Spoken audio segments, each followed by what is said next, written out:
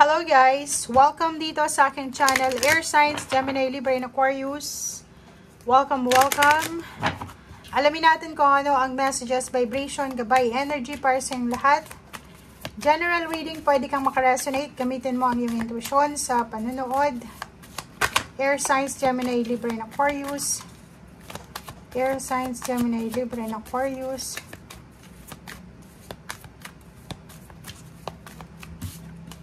Okay. Walang lumalabas dito, guys. Okay, meron. Wow! So, nakikita natin dito, Air Signs, Gemini, Libra, and Aquarius. May iba sa inyo dito na posibleng nagpaplanong magpa-renovate ng bahay, nagpaplanong magpatayo ng bahay, nagpaplanong ayusin yung pintura, colors ng bahay, maglinis ng bahay siguro. Yung iba sa inyo dito is naghahanap ng bahay na malilipatan. Yung iba sa inyo dito is naghahanda para sa pagta-travel, para sa pagbabago. Yung iba is parang naghahanda para sa kanilang housewarming, house blessings, or kung ano pa man to. Kasi celebration to eh. So, kung makikita mo to, isang wish, isang pinakaasam-asa mo sa buhay na lugar. It's either bahay, bansa, trabaho, or lugar kung saan ka nagnenegosyo. Ang posibleng mamamanifest mo siya na magre-result siya sa celebration. Or pwedeng nakikita natin dito na may kailangan kayong gawin na travel. Kayo ay kailangan mag-travel para sa isang family reunion, family occasion, or kung ano man to na sinasabi ng baraha na events or celebration ng family.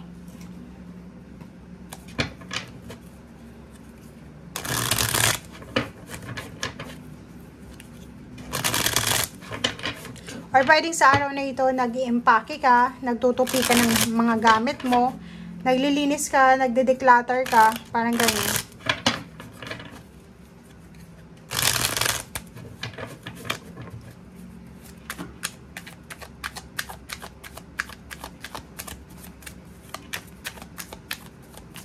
Okay, Air Signs, Gemini, Libra, and Aquarius. Okay, so medyo napapagod ka ngayon. Yung iba sa inyo dyan, pagod na mag-travel, pagod na sa kalilipat ng bahay. Yung iba sa inyo dyan, pagod na kayo. Gusto nyo nang tapusin to. Like yung iba sa inyo dyan, pagod na pagod sa trabaho, pagod na pagod sa paglilipat bahay, paglilinis ng bahay. And posibleng yung iba sa inyo dyan, nasa bakasyon. Pwedeng yung iba OFW or yung iba nakatira sa malayong lugar, umuwi sila ng probinsya or ng kanilang pamilya. And nakapagpahinga sila sa ngayon kasi sobrang pagod na nila. But nandito yung death card, so ibig sabihin tapos na yung bakasyon, tapos yung holiday season, balik trabaho ka na. Ace of Pentacles. Balik trabaho, balik eskwela, balik pamilya, parang ganun. Balik obligasyon. How? Relationship, nakikita natin dito, may ibang Gemini, Libra, or Aquarius na nanghihinayang kayo sa nawalang relationship. Or parang, nakikita ko siya dito na misunderstanding, may mga kaibigan, kamag-anak, kakilala, na posibleng nawala sa buhay nyo. Siguro may mga misunderstanding or hindi magandang pagkakaunawaan na naging dahilan ng hindi pag-uusap, pagkikita, or kano pa man. But today ay makakaramdam ka ng sobrang panghihinayang.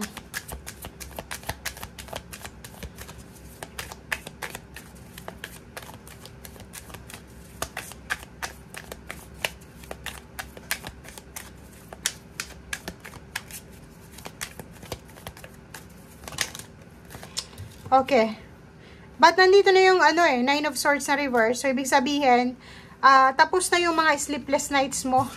'Di ba? Malapit ka na doon sa celebration, malapit ka na doon sa finish line. Ano man itong like for example, kung nagta-travel ka or may hinuhulugan kang sasakyan, kasi nakikita ko dito sa transportation to. For example, may hinuhulugan kang sasakyan, installment, malapit ka na sigurong matapos sa hinuhulugan mo, malapit mo nang mapasayo to, so celebration na. Yung iba din sa inyo, hinuhulugang bahay, nagpapatayo ng bahay, nagpaparenovate ng bahay, sinasabi ng barahan na malapit nang matapos.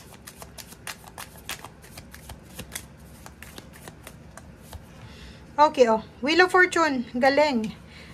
Sinasabi ng baraha sa'yo dito na isang magical na pangyayari ang pwedeng dumating sa inyo. Hindi lang sa araw na ito, sa mga susunod na araw. Dahil yan sa decision making na ginawa mo sa mga nakalipas na araw. 'Di ba? May ginawa kang desisyon sa nakaraang mga araw, buwan at taon na posibleng siya ang magiging dahilan kung bakit biglang nagbabago or magbabago yung takbo ng buhay mo.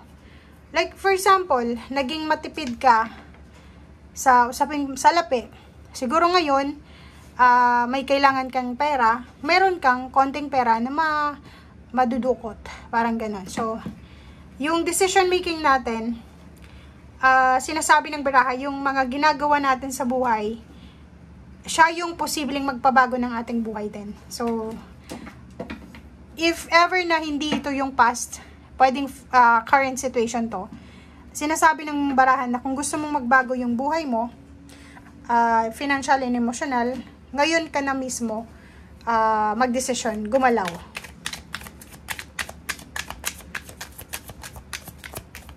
Napakalalim na mensahe. Queen of Swords, may kailangan kang bigyan ng focus, bigyan ng atensyon, bigyan ng priority. Strength, okay. So, nakikita natin dito na ang yung kalusugan. Ang health mo, bigyan mo ng strength, bigyan mo ng focus, attention, priority, yung iyong health. Kasi parang sinasabi ng baraha, may mga issues kayo sa gastric or pwedeng may mga ulcer or kung ano man to na masakit sa tiyan. Bigyan nyo ng pansin. Queen of Wands, freedom. Sinasabi ng baraha sa'yo dito na if ever man na nasa toxic relationship ka, toxic na trabaho, parang feeling mo nakakulong ka sa isang situation, sa isang pagkakataon, kontrata man, papeles, bahay, lupa, sasakyan. Nakakulong ka sa isang agreement, marami kang utang na binabayaran. Sinasabi ng baraha, huwag kang mag-alala kasi nandito na yung freedom Malapit mo na matubos yan. Or kung may utang ka man, malapit mo nang isauli yung hinira mong pera or kung ano man siya. So, nandito yung Wheel of Fortune. Ibig sabihin, magbabago yung takbo ng buhay mo. And at the same time, Magician, isang magical ito na pangyayari sa buhay mo na pwedeng magpabago sa buhay natin. Okay? So, stay tuned kasi may mga magic na pwedeng mangyari sa'yo sa 2024 na hindi mo in-expect. At yun na nga, ang pinaka-focus ngayon, take care of your body, take care of your health, mental health, physical health, and spiritual health. Yung financial, to be followed na lang yan. Thank you guys. Bye!